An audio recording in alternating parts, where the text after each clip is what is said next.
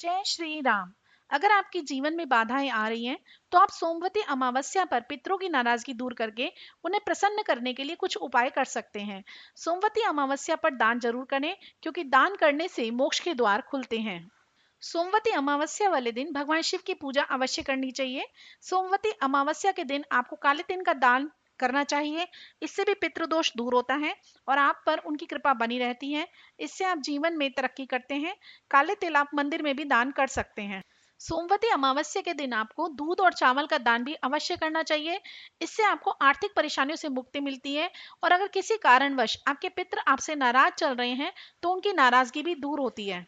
अमावस्या पर आपको पशु पक्षियों के लिए भोजन और पानी की व्यवस्था अवश्य करनी चाहिए। इससे भी पितृगण प्रसन्न होते हैं। हिंदू धर्म में पिंडदान का बहुत महत्व माना जाता है। आपने अगर किसी कारणवश अपने पितरों का पिंडदान नहीं किया है, तो आप सोमवती अमावस्या के दिन पिंडदान जरूर करें। इससे भी पितरों की असंतुष्ट आत्मा को संतुष्टि मिलती है। अमावस्या वाले दिन शाम के समय दक्षिण दिशा में सरसों के तेल का एक दीपक काले तिल डालकर अवश्य जलाना चाहिए। किसी जरूरतमंद को भोजन और वस्त्र का दान करना चाहिए। मान्यता है कि सोमवती अमावस्या के दिन कुछ धार्मिक उपाय करने से प्राणी के जीवन में सुख शांति बनी रहती है। इस दिन विवाहित स्त्रियों द्वारा पीपल के वृक्ष की दूध, जल, पुष्प, अक्षत, चंदन इत्यादि से पूजा और वृक्ष के चारों ओर 108 बार परिक्रमा करना धागा लपेटकर ऐसा करने का विधान है। इस व्रत को सुहागन स्त्रियां अपने पति व पुत्र की दीर्घायु के लिए, अखंड सौभाग्य के लिए करती हैं। बच्चों को फल तथा मिठाई बांटने का भी विशेष फल मिलता है इस दिन।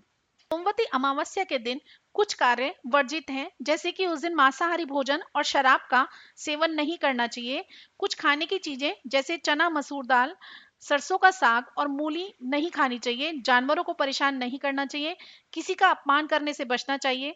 कोई भी शुभ समारोह जैसे कि शादी या सगाई नहीं करनी चाहिए। इस तिथि पर क्रोध करने से बचना चाहिए। इस तिथि पर आप कोई भी ऐसा कार्य ना करें जिससे कि आपको पितृदोष लगे। इस दिन अपने पितरों को भोजन, जल और अन्य वस्तुएं अर्पित करें। तर्पण और श्राद्ध कर्म करें।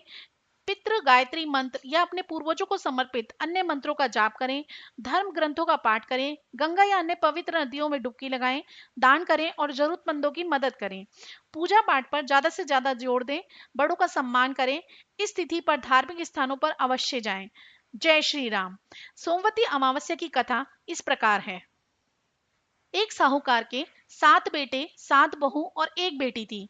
साहूकार के घर एक जोगी भिक्षा लेने को आता, तो साहूकार की बहू भिक्षा दे देती। जब कभी भी साहूकार की लड़की भिक्षा लेकर आती, तो जोगी भिक्षा नहीं लेता था और वह कहता, लड़की तो सुहागन है, पर भाग्य में दुहाग लिखा है। यह बात सुनकर लड़की सूखने लगी। माँ ने पूछा, बेटी तू किस चिंता में है? वह लड़की बोली, जो जोगी हमारे घर भिक्षा लेने को आता है, वह कहता है कि तू सुहागन है, पर तेरे भाग्य में दुहाग लिखा है। यह बात सुनकर माँ बोली, तो उस जोगी से मैं बात करूंगी। अगले दिन माँ छुपकर बैठ गई। जोगी भिक्षा लेने आया। लड़की भिक्षा देने गई तो आज भी उसने ऐसा ही बोला। उसकी माँ तुरंत निकल कर आई और बोली, एक तो हम तुझे भिक्षा देते हैं, ऊपर से तू हमें गाली देता है।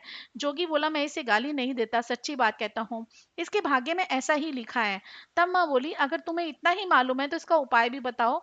जोगी बोला, 7 समुंदर पार एक सोना धोबन रहती है, जिसने सोमवती अमावस्या कर रखी है। अगर वह इसे आकर फल दे दे तो इसका दुहाग टल सकता है, नहीं तो विवाह के समय सर्प के काटने से इसकी मृत्यु हो जाएगी।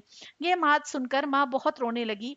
अब माँ सोना धोबन के पास गई। रास्ते में बहुत तेज धूप पड़ रही थी, तो एक पीपल के नीचे बैठ गई। पेड़ पर गरुड़ पंखनी का बच्चा रहता था, जिसे सांप डसने आया, तो साहूकारनी ने सांप को मार दिया और बच्चे को बचा लिया। अब गरुड़ पंखनी आई और सब जगह खून देखकर साहूकारनी को चोट मारने लगी।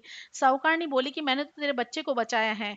अब गरुड़ पंखनी बोली कि तूने मेरे बच्चे को बचाया है तो कुछ मांग ले। साहूकारनी ने बोली, मुझे 7 समुंदर पार सोना धोबन के घर पर छोड़ दो। गरुड़ पंखनी ने उसे सोना धोबन के घर पर छोड़ दिया। वहां आकर साहूकारनी ने सोचा कि अब इससे कैसे मनाऊं। सोना धोबन के घर 7 बहुएं थी, जो कि घर का काम करने के लिए आपस में रोज लड़ती झगड़ती थी। रात को जब सब सो जाते तो साहूकारनी सोना धोबन के घर आती और उसका सारा काम कर देती और दिन निकलने से पहले ही चली जाती। अब सारी बहुएं आपस में सोचती, सारा घर का काम कौन करता है, और वे आपस में एक दूसरे से पूछती भी नहीं थी। एक दिन सोना धोबन ने बहुओं से पूछा कि आजकल तुम आपस में नहीं लड़ती हो, सारे घर का काम कौन करता है? अब बोल बहुएं सोचने लगी, काम तो हमको ही करना पड़ेगा, लड़ाई करने से क्या फायदा। सोना धोबन ने सोचा कि आज मैं देखूंगी कि सारा काम कौन सी बहू करती है। रात को देखा तो एक लुगाई आई और सारे घर का काम करने लगी। सोना धोबन ने पूछा, तू कौन है, तुझे क्या चाहिए? साहूकारनी वाली, पहले वचन भरो। तब सोना धोबन ने उसे वचन दिया। साहूकारनी बोली, मेरी बेटी के भाग्य में दुहाग लिखा है, सो तू चलकर उसको सुहाग दे दे, क्योंकि तूने सोमवती अमावस्या कर रखी है। सोना धोबन अपने बहू बेटों से बोली कि मैं तो इसके साथ जा रही हूँ, पीछे से तुम्हारे पिताजी मर जाएं तो उसे तेल के कूप में डालकर रख देना। अब वह साहूकारनी के घर आ गई। साहूकारनी ने अपनी बेटी का विवाह किया। जब फेरे होने लगे तो सोना धोबन कच्चा करवा दूध और तार लेकर बैठ गई। थोड़ी देर में सांप आया, उस लड़के को डसने लगा तो सोना धोबन ने करवा आगे करके तार से सांप को बांध दिया। डर के मारे सांप मर गया। सोना धोबन ने उसे सुहाग दिया और बोली कि जितनी अमावस्या मैंने कर रखी है, उन सबका फल साहूकार की बेटी को मिले, और जो आगे करूंगी उसका फल मेरे पति और बेटे को मिले। सब कोई सोमवती अमावस्या की जय जयकार बोलने लगे।